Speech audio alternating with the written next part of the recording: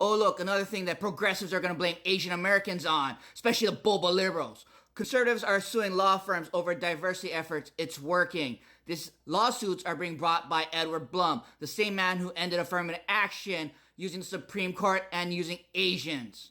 Isn't this what you wanted, progressives? To burn it all down in 2016 by your white progressives? Because after all, progressives, I've noticed that you never take responsibility for any of your mistakes. Instead, you're going to blame the other, in this case, Asian Americans. Off the win by Edward Blum, 5 Republican state attorneys generals have fired off letters to hundreds of law firms about their racial discrimination in employment and contracting may be commonplace because it's racially discriminating against white people. And be careful of any organization called the American Alliance for Equal Rights, because that's run by Edward Blum, the racist conservative. Why are they targeting law firms? Because it can serve as a warning to others industries. If these law firms can't protect themselves from these discrimination lawsuits, then who else can? Well, some corporations are actually fighting against these racist conservatives by asking how to protect their diversity hiring efforts.